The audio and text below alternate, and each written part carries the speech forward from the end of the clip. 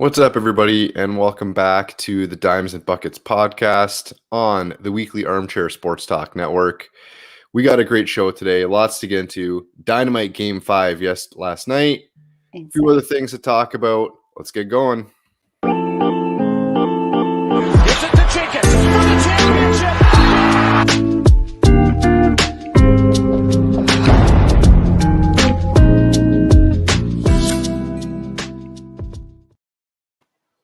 As I said off the top, lots to talk about today. Joining me to break it all down is Rach, back on the show. The weekend is upon us, so just the two of us today, Rach, which is fine by me. Dominated by Raptors fans. You got the jersey on. I got the championship shirt on. None of that Clippers shit today. That's it. That's it. The drip. We'll get the drip today on the show for sure. So yeah, good. We'll get right into it. But first of all, how you doing? It's been a bit. I'm good. I'm good. We're in the middle of a heat wave here in the UK. So, and you know what it's like over here. We're not used to it. So when it's 30 degrees here, it's like 30 degrees Celsius here. It's like fucking 50 or 60. But you know, when you're like abroad or somewhere else, 30 degrees feels like 30 degrees. But here it's just something else. And my window that was broken on Friday is still not fixed. So the house is like an absolute sauna at the moment. So it's a good way to lose weight, though. It's literally just dripping. Sweat it out. Yeah. We were talking about the drip. We weren't talking about the gear. We were talking about the English summer. Literally. But this is the only week that it'll happen. It'll go back to being raining and cold in about 2 weeks, which I am here for. Absolutely love the I love the fall. Come on, you need a little bit of heat. Maybe. You want the heat on the hardwood, and exactly. You know, we get right into Game 5 NBA Finals last night. Series tied 2-2. That was hot. Yeah, that was hot. It was hot, most definitely.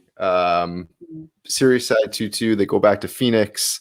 It's funny because when we were talking Game 4 with Greg, I thought that they'd go back to Phoenix and Phoenix would take Game 5. And I thought that Chris Paul would step up. I mean, he wasn't great in Game 4.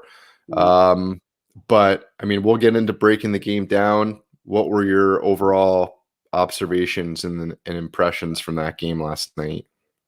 I mean, I was saying for Game 4 as well that the Bucks, they always seem to start quite slowly. And it always seems like they need a bit of a kick up the arse to kind of realize that they're in an NBA Finals, and that was exactly what happened last night as well. The Suns absolutely dominated that first quarter. 74% shooting in the first quarter it felt like they couldn't miss a shot.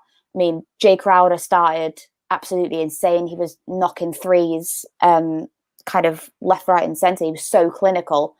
But they just seemed to drop off after that, and I think the main reason because of that is because they took Devin Booker out in the first few minutes of the second quarter and they let him sit out, which I think the Bucks then peeled away after that and they kind of got into their shooting and, you know, they had a massive, massive second quarter. Middleton, Giannis and Holiday all decided to turn up for the NBA Finals, and that's where they kind of put them to the sword, and I think that really, really cost the Suns leaving Devin Booker out for so long, because he seemed to be the only one that was hitting last night. I mean, his teammates just weren't. No one else really stepped up. I mean, you mentioned Chris Paul there a minute ago. Yeah. He didn't really step up at all. No. I think that was one of the main reasons that cost them, but also like the turnovers as well was another problem. Yeah, for sure. Lots to unpack with this one. So why don't we start with the Bucks? And you touched on some of the individual performances from them. You know, Chris Middleton coming off that 42-point game in Game 4, and he's at it again last night. 29 points, 7 boards, 12 of 23 on 52%, so 50% shooting from the field. Yeah. Another monster night for him. And then the player for me that really, I think the one that I guess is the X factor in this game, or the one that tipped it probably in the Bucks' favor for me is Jrue Holiday. I mean, we know what he can do defensively, but we've talked about it for a few games, like in terms of that secondary scoring punch, and you know that you're going to get like Giannis 32 points, 9 rebounds, but Drew Holiday steps up with 27 points, 13 assists, so double for Drew Holiday, 60% shooting from the floor, 50% from three, and 12 of 20. Just a monster night. He also had 3 steals, none of which was bigger than the steal right at the end of the game on Booker, turnover by Devin Booker, and then Milwaukee goes down and scores. So just a tremendous game for Drew Holiday, and he's a player that, like you said, we know that he's going to get into people defensively. He was good on when PJ Tucker picked up his 4th foul, and then Drew Holiday had to step up and guard Booker. He was good with Booker. But offensively, I mean, what a massive boost for the Bucks from him. I mean, we know exactly what he can do defensively. He's insane defensively, but that's kind of, he needed to kind of step that up. But I thought he had a bad start to the game. He kept on fouling, and second quarter he just really turned it up. It's just like he stepped up and he was like, right, I need to kind of earn my dollar in a sense, because he was insane. I think that was one of the best performances that I've ever seen from him. He was so clinical. That steal as well, you mentioned it. I mean, I touched on the block from Giannis in game 4 that was game changing and kind of game winning, and I think that was the exact same thing.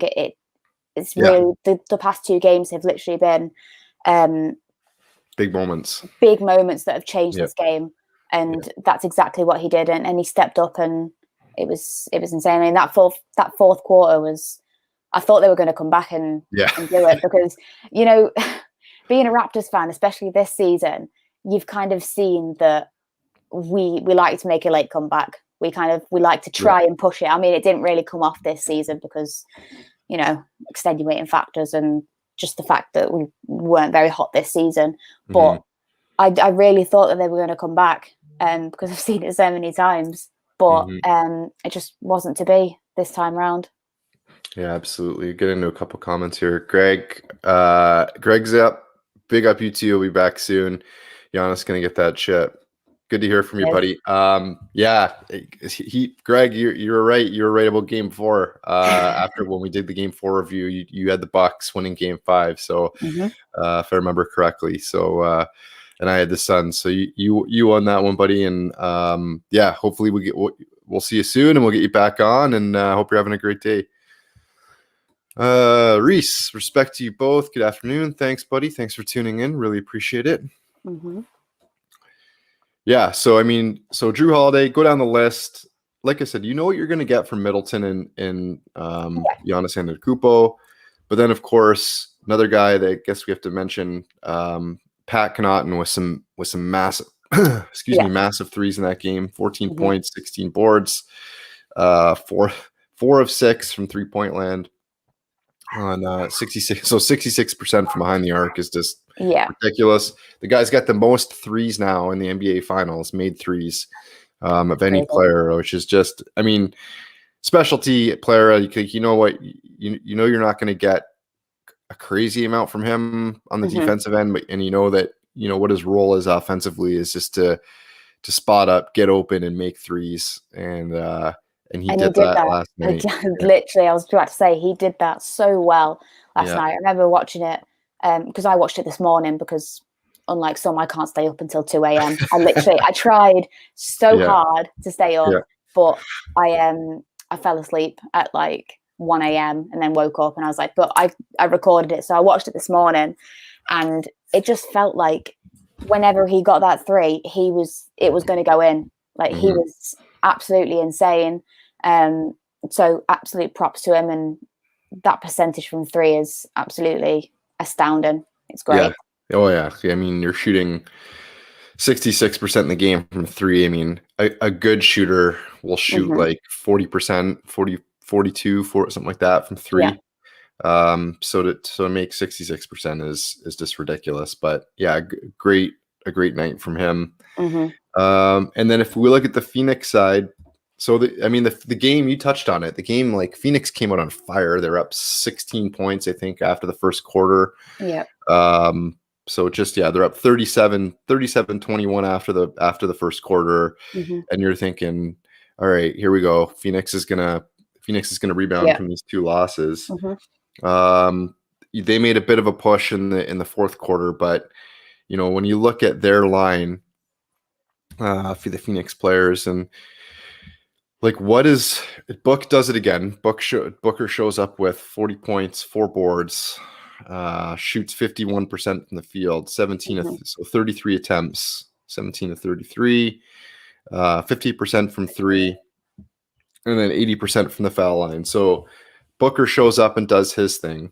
Mm-hmm. Just another mammoth night from him. I mean, is there anything this guy can't do? Like, he's just been insane. Yeah, I mean, I remember saying it on the game 3 and 4 review that he's a massive talent. And with it being his first finals, I think it's kind of just getting to him a little bit. The fact that he has to, especially last night, he had to carry that team. It felt like he was the only one putting in the graft up until the fourth quarter. He's going to be a massive talent. I have no doubt about it. He just drops performance after performance, and he is going to be a top talent. But the Suns need someone secondary to him that's going to complement him and that is going to help him, because it's all well and good putting up 40s every week. I mean, this was the second game in a row that he put up 40 or more. But he needs help, because you can't do it all on your own. Mm. Yeah. So, and you look at his plus minus that game, like the Suns are obviously plus 12 when he's on the floor. Yeah. You contrast that now with his partner in the backcourt, Chris Paul, who, you look at his line, 21 points, 11 assists on, where is he? On 9 of 15 shooting. So shot 60% from the field, but it really just didn't have the impact on the game that you need you need a player like Chris Paul to have. I mean, I was talking to some of my friends last night, and they said, and you and I are both, we both know Kyle Lowry very well, obviously being Raptors fans. You contrast that to the impact that Kyle Lowry had in, there you go, ripping the 6. But you contrast that to the impact that Kyle Lowry has in big games. You think of Game 6 last year in the bubble in Boston, when he hit that like fadeaway over Kemba Walker, which was just ridiculous. He 27 points in that game. His first quarter in, like setting the tone, right, as the point guard. His first quarter in Game 6 of the NBA Finals against Golden State, where he was just like lights out on fire and set the tone and knew that he had to put his marker on this game. You contrast that to what took place in Game 4 with Chris Paul, and then thinking, okay, didn't play very well in Game 4, now he's going to come back home for Game 5, and like he's going to go bananas, and this never really happened. Like, what's going on with Chris Paul? He's injured apparently, isn't he? Yeah, apparently he's got the wrist injury too, they're saying. Well, Kyle Lowry, sorry about the lawnmower outside. Kyle Lowry also had the fact that he couldn't feel his thumb in that game as well. So, I mean, Kyle Lowry could never. I mean, get over it, But no, he just hasn't turned up, and there's nothing else to say. You can blame the injury all you want, but he's just not turned up. I mean, he's had a few good games. Don't get me wrong, he's still putting up the numbers, but it's just not come off for him, especially in the past kind of 2 games, especially last night. Yeah, just some. He's like obviously the key turnover at the end of Game 4. Exactly. And then just again last night, like I just remember one play. I think it was Cam Johnson who was in the corner, and Paul drove to the middle, and then Mark, what's his name on the broadcast now, is played for us too. So this Mark Jackson. Sorry guys, It's early in the morning here, made the comment that that turnover is going to go to Cam Johnson, but it's Chris Paul is going to errant pass from Chris Paul. So yeah, it just seems like I don't know if that things like that are down to the injury or not, but yeah, it just seems like for whatever reason, he's really fallen off. You look at what he did in game 1, put up tremendous numbers in game 1. Obviously, game 1 and 2 he was great. But really, since game 1 and 2, he hasn't really been the Chris Paul that we know that he can be. I feel like the Suns have kind of burnt out a little bit because they had to go into those 2 games at home knowing that they had to get a result, because going back to Milwaukee, it's going to be a tough task to win. Yeah. So I think they just gave it their everything. I mean, I know I said before in game 2 as well, the Bucks started to come back, but the Suns just had a little bit too much for them. But I genuinely think they've just burnt themselves out. And Booker, I think, is just, they've all just burnt themselves out. So I do think that it is going to be Bucks in 6 now, because I can't see the Suns coming back from this. But yeah. All right, another comment in here. Rach, love your top. Thank you. This is literally one of my favorite ones as well. I love these ones. Yeah, so great. I also love the city editions as well. The black and gold one. Oh yeah, but, those are fire. It's so expensive. So I've got the purple Vince Carter version of that jersey that you have on, like those vintage. Yeah. I remember going to the first season that they were in the league, and I remember I was at the Bulls Raptors games that year, and remember that like the one thing I loved about it was the dinosaur logo is just like fire. Amazing. So yeah, good show. Love the shirt as well. I've got so many of them. I hope they kind of bring it back a little bit more. I want more because it's just so vintage. It's just dead nice. I love it. The vintage shirts like across the league. We need to go like a season of vintage. 100%. Love it. I've got to wrap my man Kyle Lowry on the back as well. That's right. That'll be done. Yeah, and we'll have to get into some stuff obviously coming up with him and Masai Ujiri. I don't want to talk about it, Tim. What's that? I don't want to talk about it. Let's be positive. Let's be positive. Masai's coming back. Kyle's coming back. Let's be positive. We talked about the secondary scoring on the Buck side. When you look at the secondary scoring on the Sun side, so we kind of touched on Chris Paul, just a quiet. I mean, a double-double, but a quiet double-double for him.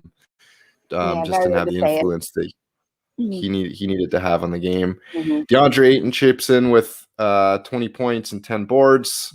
So consistently sort of what you're getting from him this series, double-double. And then, Jay Crowder, 10 and 5. Mikal Bridges, 13 and 4. It just wasn't there. And the other thing too, that game was defensively for the Suns, is they got off to that good start. And then as the Bucks started, getting going offensively, and they put up 21 points in the first quarter of the Bucks, but then after that, they put up 43 in the second quarter and 36 in quarter number 3. So you're talking like 79 points of their 123 came in the quarter right before a half and the quarter right after half. And it was just, for me, like I was watching the game and it was just the inability of the Suns to get stops. They just kept trading baskets and trading baskets, and then the Bucks would get stops. You gave up 123 points on your home floor as Phoenix, and you're one of the top ranked defensive teams in the NBA. Yeah. Where like, did you see anything where it went wrong defensively for the Suns? Was it just, were they playing good D and it was just Milwaukee making tough shots, or was there something else that kind of? I think the shots that Milwaukee were making were very, very difficult last night. I was watching some of them and I thought, wow, I could never. Some of the threes as well, where they were so contested, and really, really, Giannis was really, really effective from mid-range yet again. I thought his free throw shooting was a little bit, bit dodgy. Yeah. But I mean, especially at the end. yeah, definitely. I mean, even at the start, when you miss when you miss 2 in a row as well, like I've been in that position where you kind of you get to the foul line and you get your threes and you think, wow, okay, yeah, this is the time. But when you miss 2 in a row, and especially when the crowd is already on your ass, because they always are with Giannis, because I absolutely loved the counting last night. It was just the feeling of actual sports fans being there again and like taking the absolute piss out of him. I think it definitely has an impact on the confidence of the player as well. But I mean, he's really effective from mid-range, and he put up numbers again. So I mean, he was monster again. So you can't knock him really. Yeah, absolutely. No, I agree with that. Like for me, it's the shot making ability of Chris Middleton. The guy just, I mean, we saw it in the Atlanta series, and we've seen it at times in the series where he can just make these tough looks. And when that's happening, it just puts so much pressure on your defense. Yeah. I completely agree, because you've got to essentially overcommit then to the defense and leave yourself open. So, I mean, Chris Middleton, I said it before, I really like him, but I really wish he would just be a little bit more consistent. That's the only issue that I have with him. But because he's a great shot maker, he's absolutely insane. Yeah. But he just needs to, step it up on a more consistent basis, and he can be right up there. Yeah, absolutely. Consistency for Chris Middleton is key, and hopefully for the sake of the Bucks, hopefully that consistency will carry over and into Game 6 as the Bucks look to close this one out. Was there anything else last night from Game 5 that you think we missed that kind of stuck out for you that you wanted to touch on? Just going through my notes. I don't think so. I think just the main thing was Drew Holiday and how he absolutely stepped up, and I was really, really impressed with him. But a bit like Middleton, he just needs to be a little bit more consistent as well. Yeah. Because he doesn't have that consistency. But last night you got to give him his dues. He absolutely stepped up massively, and with that steal at the end was absolutely insane. Yeah. Game winning. Yeah. Yeah, that you hear people talk about fine margins in these games. And really, I mean, when you have two great teams like this going at it in the NBA Finals, that block, you look back at the last 2 games. Now, the block by Giannis, which, we touched on it after the Game 4 review, where you don't, if DeAndre, like, let's say that turns into a 3-point play, even because he was up there. So if he gets dunked on and fouls him, now the Suns are up 5 with like a minute 13 left. And there's probably a pretty good chance that they see that game out. Look at this game. At the end of the game, the Bucks are hanging on at the end. I mean, that fourth quarter rally by Phoenix was insane. I didn't see it coming, to be honest. Phoenix dead and buried for me, honestly. I know basketball's a game of run. I know things can change quick with the 3-point shot, but it just didn't look like Phoenix was going to be able to get themselves back into the game. But now it's a 1-point game, and Phoenix with the opportunity to take the lead.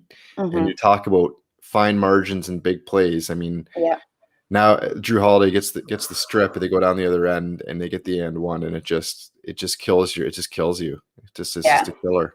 It really does. Well, I also wanted to actually touch on, I reminded when you said dunk over, Booker's dunk over Giannis in the first quarter. That was insane. But the foul, like, I know it wasn't a foul in the end on Giannis, but like I thought that was a bit dangerous. Yeah. Like I felt like it could have been really dangerous. Yeah. Flagrant, 100%.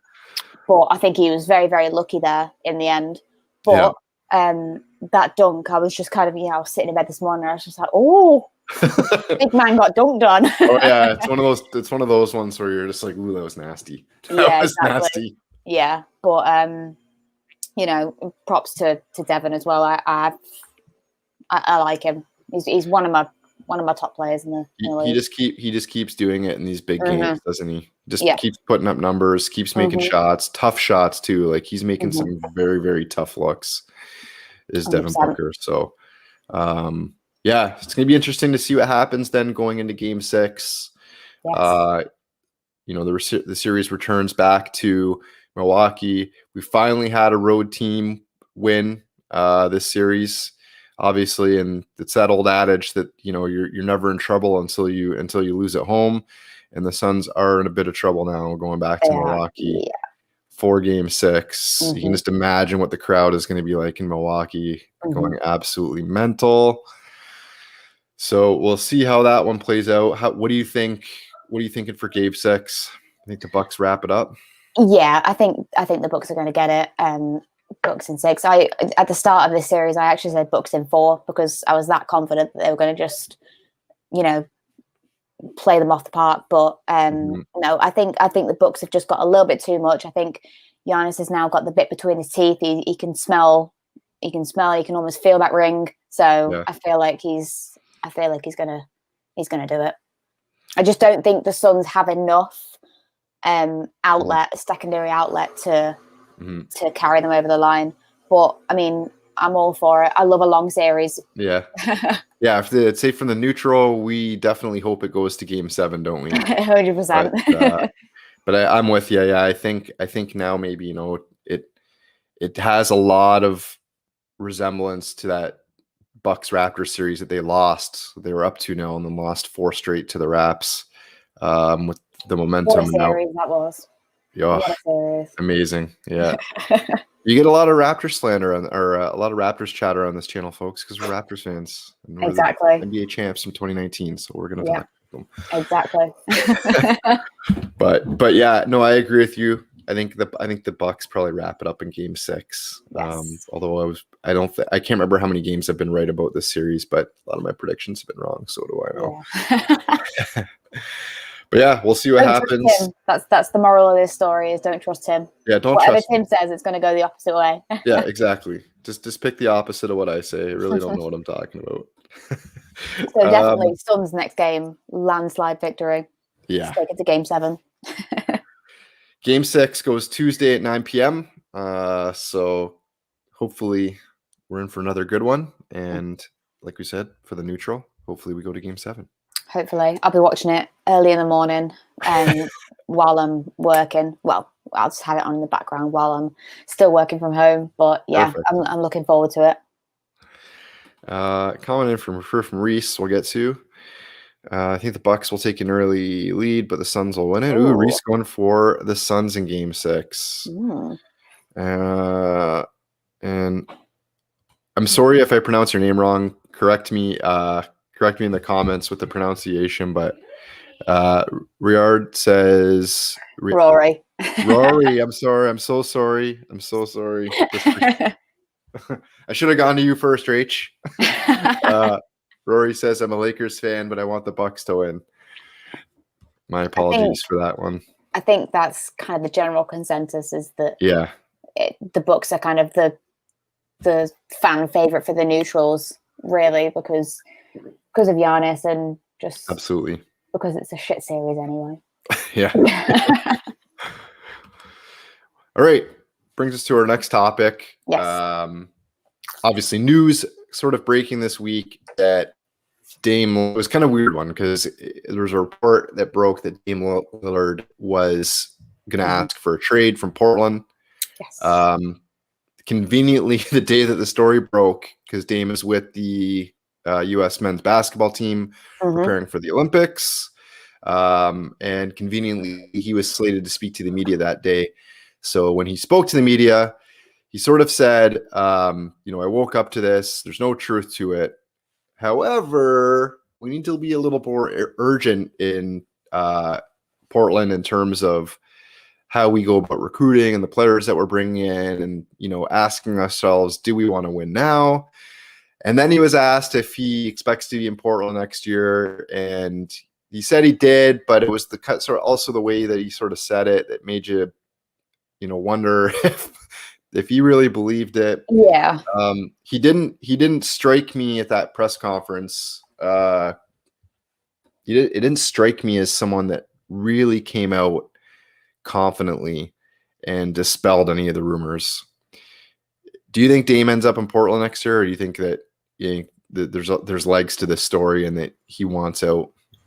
I mean, I think he does want out because at the end of the day, he's a 4-time All-Star, but he's 31 years old now, so he's kind of getting on a little bit. And I think if he wants to win a ring and he wants to get the championship, then he's gonna have to go elsewhere.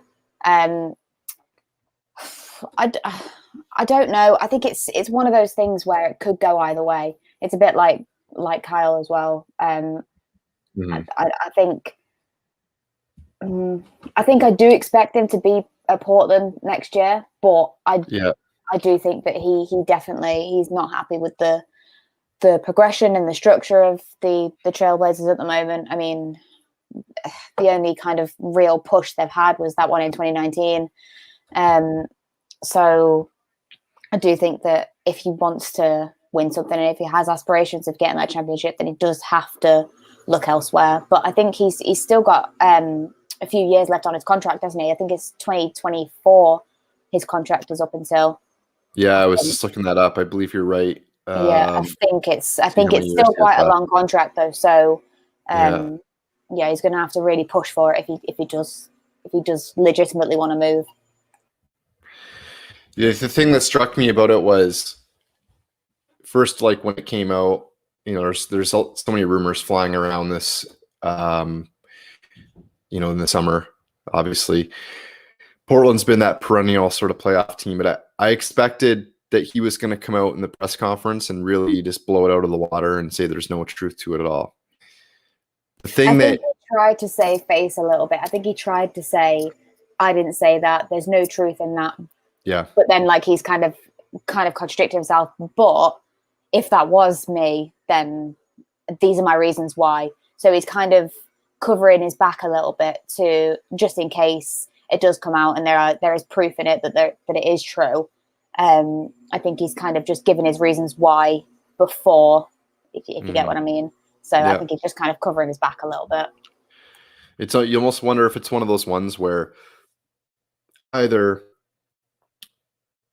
it was sort of maybe leaked from the camp, something like that, or it has come out as a push almost to the Blazers to say, look, and then with what he said at the press conference, we know that he's meeting this week with Blazers ownership, I believe, and GM.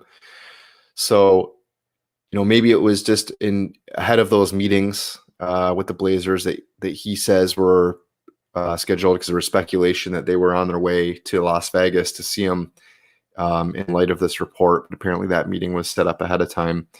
So maybe, it's just the timeliness of it too. Maybe it was something that, Dame and his camp thought needed to be said. Obviously, so, he can't say some of these things publicly as a player, that you need to put pressure on ownership and general manager through backdoor channels, if you will. Yeah. And a lot of times that's obviously through the media. So it could be that scenario. It's going to be interesting for sure to see how that one plays out, because that also in that report where I believe it said that Dame was only interested in being traded to the Sixers or the Knicks. But there would just be a whole slew of teams lining up for a player like you touched on, 31-year-old Dame Lillard, but I mean, in his prime at the moment. I mean, the guy's just an absolute killer. He's just a killer. And you bring in a player to any team, you look at a team like Philadelphia, who's in desperate need of a point guard. You'd suspect that Ben Simmons would have to be a part of that package, maybe going the other way. Oh, definitely. Yeah. But I mean, just the teams would be lining up for a player like Dame. So be interested to see what happens. But I think I'm with you. I'm not sure if he moves this summer, especially with, he's going to be involved in USA basketball heavily at the Olympics. Yeah, I think it's just a little bit too much this summer. Especially, like I've touched on it before, with this whole season last season, whereas this season is going to be essentially kind of like, you know, a normal season. So I would be inclined to say that he would stay for maybe another year, take it to 32 years old, and then if he's still kind of not like contesting and not kind of making a charge for the championship, then I think he's well within his right to look elsewhere, because I mean, like Andy said, he would easily walk into any team. He's so insane. But I think the long contract means that he would be staying. Yeah. At least for this season. But I think he could be on his way. Yeah, I think you're right. I agree with you on that one. Yeah, Andy says Dame gets in any team, so good on clutch plays. Yeah, the guy's just, I mean, I was watching a clip the other day of him just hitting three ball after, like, game-winning three ball after game-winning three ball. And we're not talking like wide open looks on the perimeter. We're talking like 35-footers, 35-foot pull-up jumpers, just ridiculous with hands in his face. Like, yeah. Would you take him at the Raps? I would take the Raptors, but I'm just worried about first of all, one of the reasons why I think it's difficult is because I think the price that the Blazers are going to be asking is just going to be ridiculous. So I would take them. I just don't know with the trajectory that the team is on right now, with going a bit younger. There's talk that we want to move Siakam. We've already got Fred. So unless you're going to move Fred to the 2, but you've invested all this money in him and becoming your starting point guard, thinking that Kyle, is maybe one more year moving, but I just don't know. I don't know. I think it would work in Toronto. I think Philadelphia, if I had to say speculate on where he goes, I think Philadelphia, is a likely suitor. There was talk that maybe the Lakers were going to try to package something, but I don't think they have many assets to be able to give up. So I would say the two teams that he wants to go to, actually, possibly the Clippers too. Could see the Clippers as an option. Yeah, I was just about to say that. I think that would be the ideal destination for him. I think he would slot in real nicely there. But like I said, I don't see him leaving this year. I think maybe next year, but definitely I don't think this year is a year for big movers, if I'm being honest. How about Dame and Kawhi to the Knicks? Oh, please no. Please not in our division. No. No. I just want Kawhi back. Like, I love him more than anything. Like, Kawhi, if you're watching this show, make Rach happy, okay? Come back to Dame would slide in nicely alongside Fred VanVleet, Siakam. You got this. So, yeah, I mean, the only thing is, I think to get Dame, you're going to have to give up Siakam if he comes to the Raptors for sure. Well, I think Siakam could maybe be on his way out anyway. Yeah. If you listen to reports, definitely he could be, on his way out. But I mean, I completely agree what you mean with we're in the middle of a rebuild. Yeah. So obviously you need that experience in any rebuild, but we've got Freddie, like we've got a lot of experience in there. But is it worth bringing in a 31-year-old, 4-time All-Star? I'm not saying that he's not worth it. I mean, you'd take him in a heartbeat, but the money you'd have to pluck up for it. He's the player where, with the way the Raptors do business now, which is great, is developing players and using those players as currency in trade scenarios to add a piece is where I see, if we were in that position, like similar to what we did with Kawhi, with giving up DeMar to get a player that's going to come in and win you a championship. Yeah. Anyway, we'll see what happens with that one. Obviously, we'll keep an eye on it. Yeah. But the NBA announcing this week as well that the NBA play-in tournament is back and will be back for next year. So for those who are unfamiliar with how the NBA play-in tournament works, basically the 7 and 8 seed will play for the 7 seed position. So the winner of the 7-8 seed game will be the 7 seed. The winner of the 9 and 10 seed game will play the loser of the 7 and 8 seed game for the 8th place position. So expanding the playoff format again, giving those other two teams at the end of outside of the traditional top 8 teams a chance to get into the playoffs. Are you a fan of the play-in tournament? Do you think it's a good thing that it's back, or do you prefer just going with the regular season top 8 finish classic playoff format? I think I just prefer it as it was. This season, I think it all depends on the state that your team is in. Because this season, like when the Raptors were kind of like, pushing for that play-in bit, I was kind of like, oh, maybe it's a good idea for like lesser teams. But then I think, no, I just think that the standard format has worked so well. It works so well. I understand that the play-in gives lesser teams a bigger chance of maybe getting into those playoffs and kind of moving up a little bit. But I just prefer the traditional.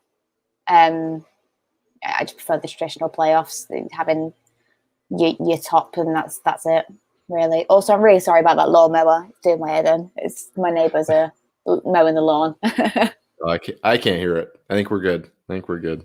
Good. I kind of like the play-in tournament, and I just, I think it provides, first of all, prevents teams from tanking. I think we saw that less teams decided, because you had a couple teams on the cusp there in this year's tournament that probably could have started tanking if they wanted to. So like the Raptors. Yeah. Like I genuinely think we could have tanked it a lot sooner than what we did, because I think at the end you saw that there was it was inevitable that we weren't getting into the play-ins, and we started to key players resting and making silly starting lineups and squads. But I think it does stop teams doing that, but it's one of those things like, would you rather get into the play-ins and still know that you really have no chance at winning the championship, or would you just rather tank it like the Rockets did this season? Yeah.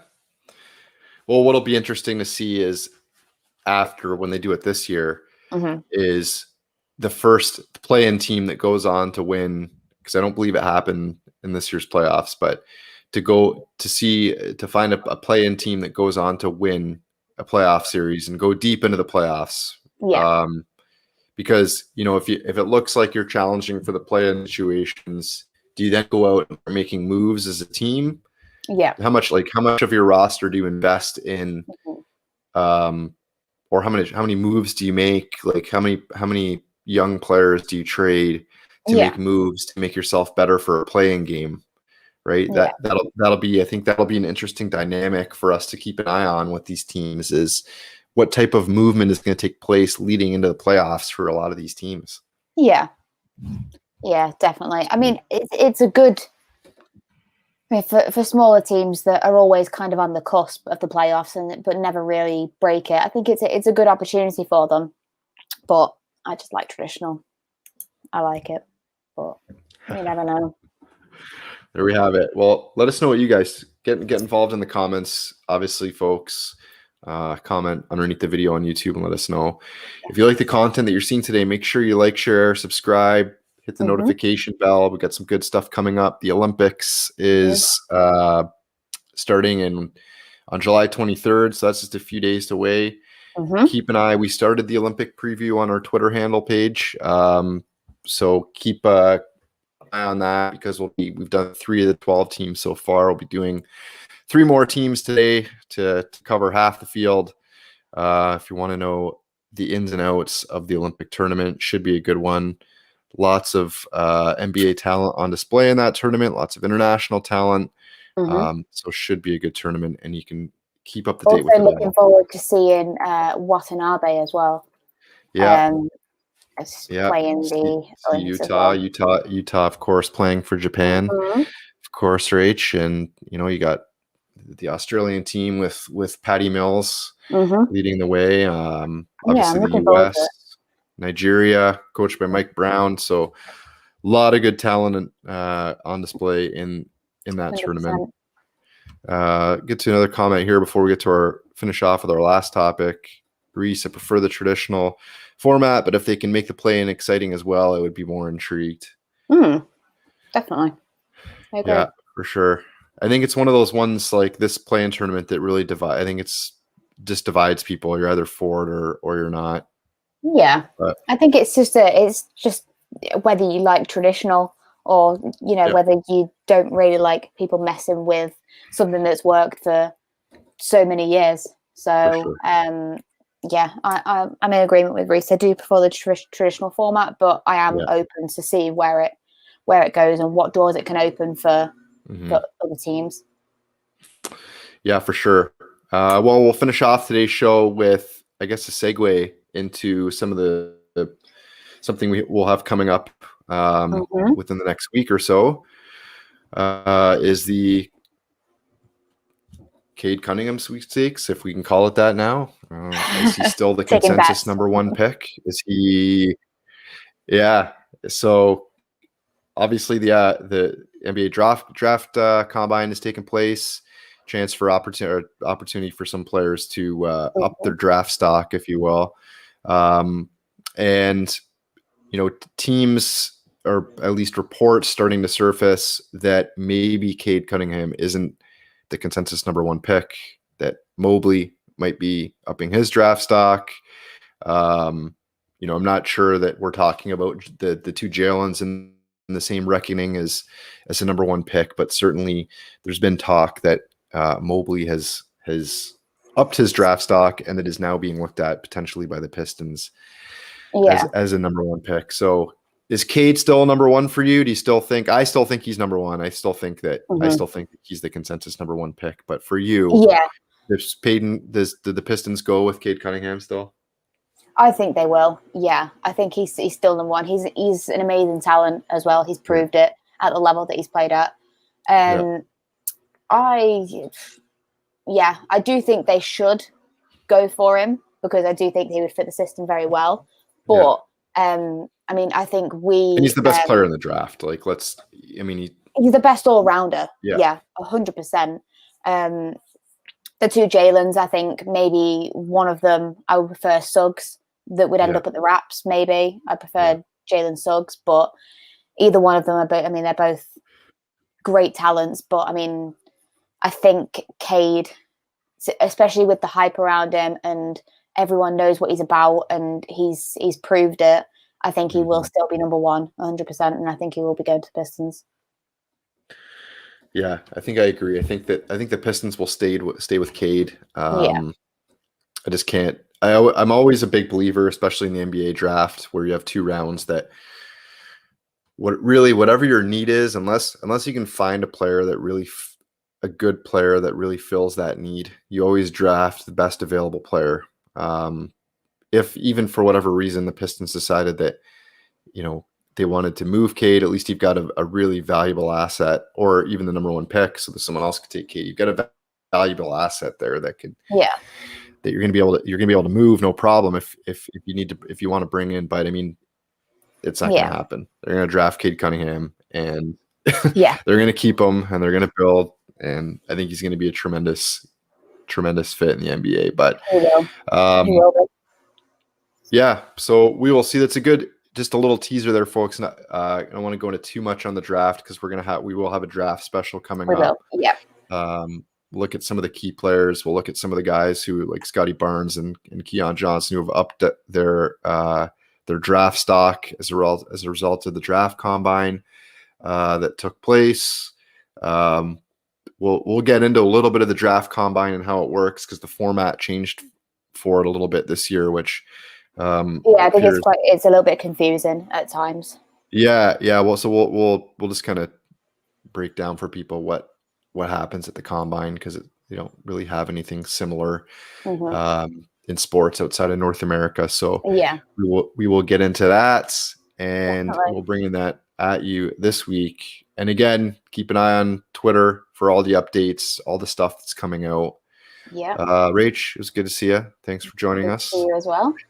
And we will see you guys after Game 6 of the NBA Finals, where maybe the Bucks are crowned champions. We'll see. Or hopefully we're getting ready for a game 7. Take care, everybody. Bye.